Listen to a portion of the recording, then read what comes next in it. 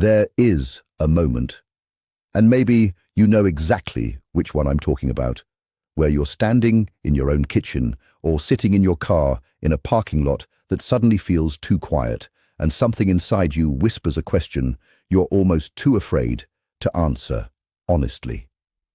What if the love I've been waiting for doesn't look the way I expected? Not older, not more established, not the version of love you rehearsed in your head for years.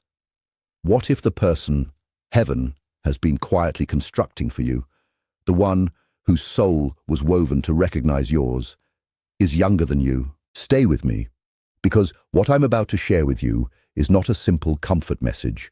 It is not flattery dressed up in spiritual language. What I want to offer you today is something rarer and far more valuable than reassurance. I want to offer you truth. The kind that doesn't always feel gentle at first, but ultimately sets something free inside you that has been waiting, maybe for years, to breathe again.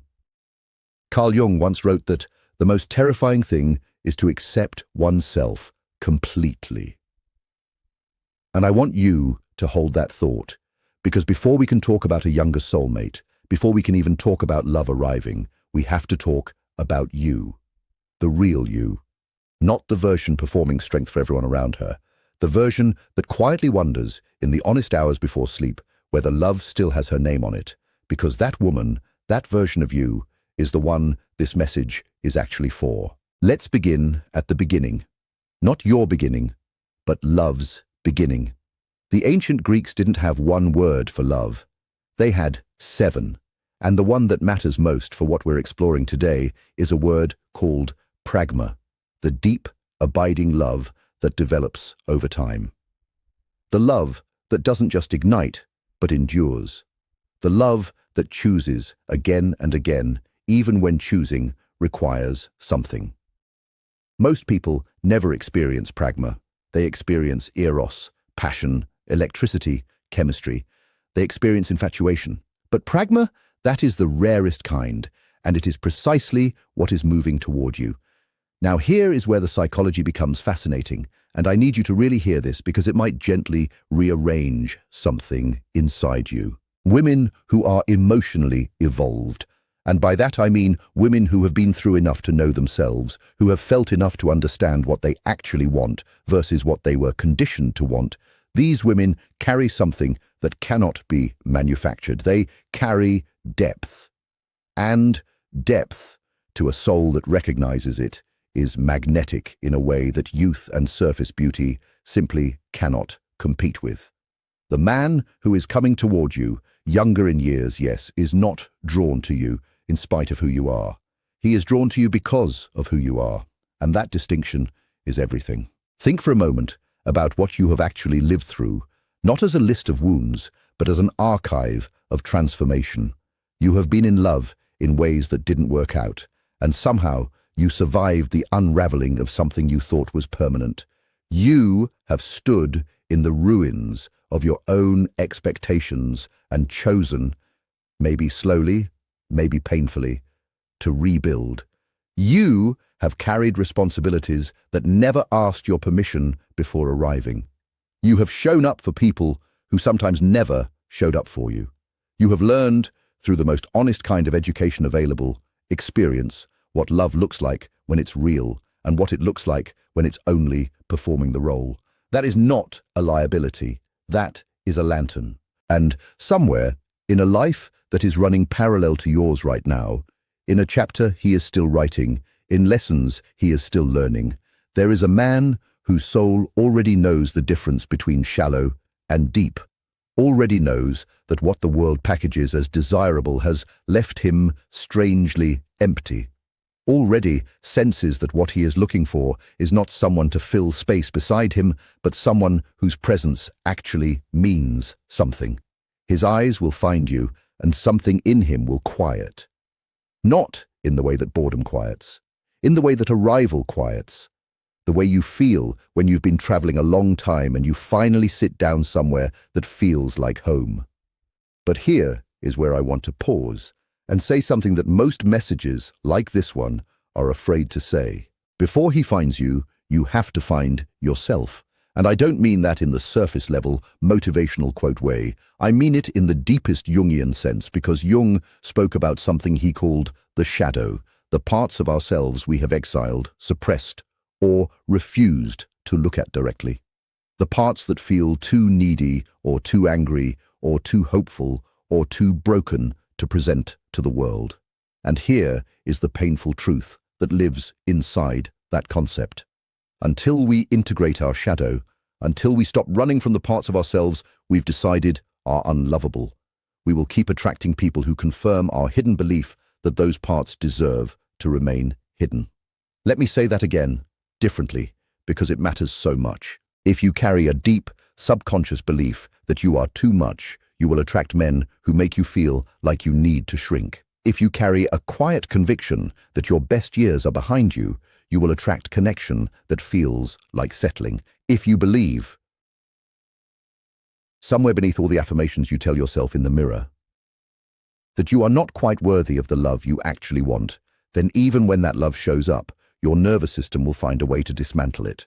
Not because you want to, but because the subconscious mind is always working to confirm what it already believes is true. This is not a flaw in your design. It is how the human psyche protects itself. It makes unconscious agreements about reality very early in life, based on what it observed, what it experienced, what it was taught, and then it spends decades collecting evidence to support those agreements. The work, and yes, there is work, is in becoming aware of those agreements, naming them, questioning them, and slowly, gently, choosing differently. So when I tell you that a younger man is coming who will love you with clarity and depth and genuine devotion, I also want you to hear the invitation underneath that promise. The invitation to prepare not a better performance of yourself, but a more honest one. Because he won't love the performance. Performances bore him. He has already seen enough of those. What will stop him completely, what will reach into his chest and rearrange his priorities, is the moment he encounters the real you. The unguarded, unhurried, fully arrived version of you that has stopped apologizing for taking up space. Now let's talk about age, because I know it's sitting there in the background of your thinking, no matter how evolved you are. Our culture has done something quietly cruel to women in this area. It has told them, through 1,000 subtle messages, that their value in romantic contexts peaks young and diminishes with time, that they are on some invisible biological clock of desirability, that a man choosing someone older is somehow settling or confused, while a woman choosing someone younger is somehow desperate or delusional. I want you to hear me clearly. That narrative is not truth. It is conditioning. And conditioning, once you can see it for what it is, loses its power over you almost immediately. History, psychology, and lived human experience tell a completely different story. Women who are in their 30s, 40s, 50s, women who know themselves, who have done the inner work, who have released the need for external validation and arrived at something like inner authority. These women are breathtaking to men who are emotionally intelligent enough to recognize depth when they encounter it. Not as a novelty, not as a phase, as a genuine, life-changing recognition. And here is what the psychology of attachment actually tells us about this.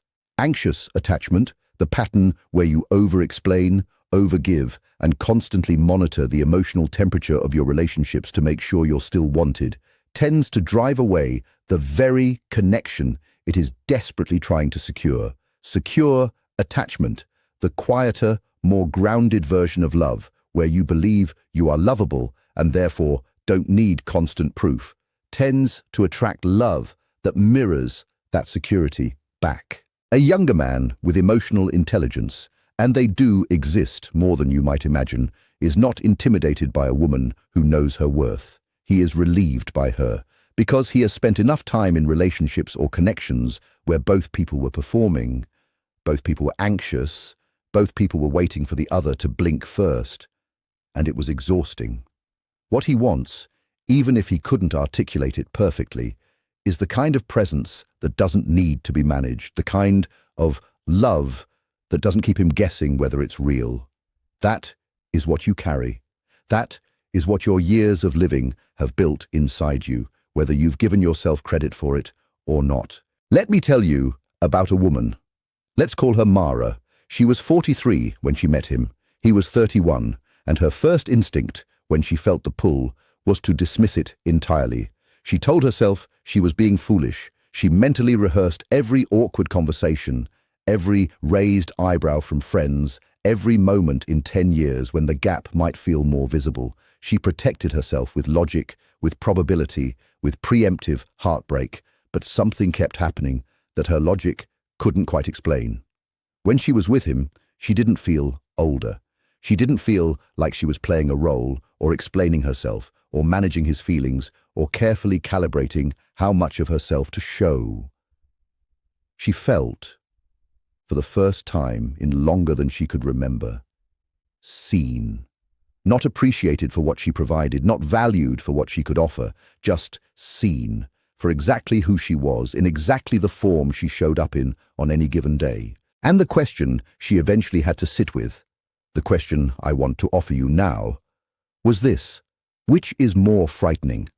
The possibility that this love isn't real, or the possibility that it is, and you let fear talk you out of receiving it? Because that is the real spiritual test, isn't it? Not whether love is coming, but whether you will allow yourself to recognize it when it arrives in a form you didn't script. Jung spoke about individuation, the lifelong process of becoming more fully and authentically yourself. He believed that the deepest human relationships were not those that completed us, but those that called us forward into greater wholeness. He would have recognized something important in the dynamic we're describing. A woman who has done the inner work of individuation, who has moved through grief and self-discovery and arrived somewhere quieter and more certain, meeting a man whose own soul is hungry for exactly that quality of depth, not as a teacher and student, not as a caretaker and dependent, but as two people who are, in different ways and at different speeds, becoming more of who they were always meant to be. That's not an accident. That is a kind of spiritual choreography. Now, I want to speak to something that may be quietly living in you, a fear that you might not have named yet, but that I suspect you'll recognize the moment I describe it. It is the fear that even if this love comes, even if it's real and he's genuine and everything aligns, it won't last. That, eventually, the gap in years will matter in a way it doesn't now. That he will want children, or a different life trajectory, or eventually just someone younger. And you will have let yourself love fully only to watch it dismantle in slow motion. That fear is not irrational. I want you to know I'm not going to dismiss it. It has a logic rooted in real experiences, maybe yours, maybe someone you witnessed. It is a reasonable thing your mind offers up in an attempt to protect you from pain. But here is what I want to offer alongside that fear, not to replace it, but to hold it honestly. Every love carries risk. Every single one, regardless of age. A man your exact age can leave. A man 5 years older can change his mind. A relationship that looks perfectly matched on paper can slowly hollow itself out from the inside. The presence of risk is not a sign that love is wrong. It is simply the nature of love. Love requires vulnerability, and vulnerability, by definition, contains the possibility of loss. The question is not, how do I find a love without risk? That love does not exist. The question is, what love is worth the risk of losing? And the answer to that question, the only true answer, is the love that makes you feel most fully yourself. The love in whose presence you do not perform or pretend or manage your edges. The love where you are not tolerated in your wholeness, but wanted in it. If this younger man offers that, if in his presence you feel the particular relief of being known, then the math of his birth year is not the thing that should determine whether you say yes. Let me say something about women and time, because there is a particular kind of grief that lives in women who have moved through their 30s or 40s, feeling like love passed them in a corridor and didn't slow down. A grief that isn't always loud, doesn't always announce itself, but that shows up in small moments, such as some will say someone else's wedding, or watching a couple hold hands at a cafe, or in the particular silence of a Sunday morning when the apartment feels more empty than peaceful. That grief is real, and it deserves to be honored, not glossed over with spiritual affirmations. You are allowed to have wanted love earlier. You are allowed to have felt the weight of years moving past without delivering what you hoped for. You are allowed to be tired, if you're tired. That honesty doesn't disqualify you from love. It is, in fact, exactly the kind of emotional maturity that makes you capable of the deepest kind of love. Because you have wanted enough and waited enough to know, with a clarity that the very young simply do not have, exactly what matters and what is merely noise. You will not waste time in this relationship performing emotions you don't feel.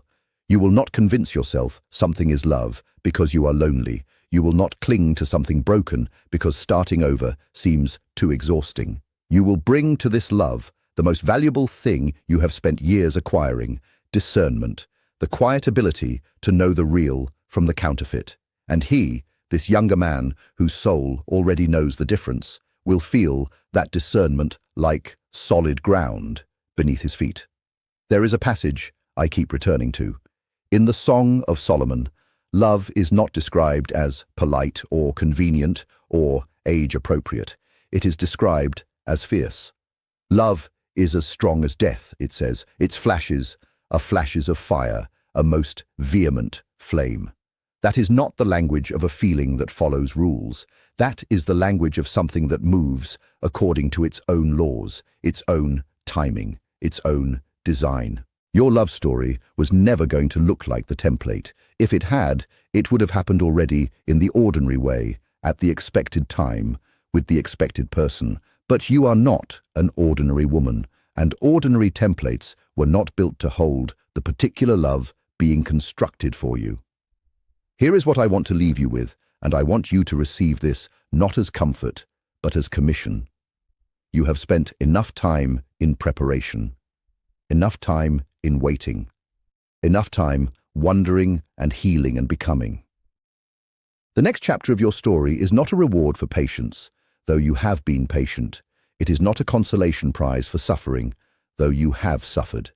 It is simply the next thing, the natural unfolding of a life being lived with increasing honesty, increasing courage, and increasing willingness to be exactly who you are without apology. This man, younger in years, older in spirit, is not coming to save you. You don't need saving. He is coming to meet you, to stand beside someone who has become, through everything she has walked through, exactly herself, and to recognize in that woman everything he has always, in the most honest part of himself, been searching for.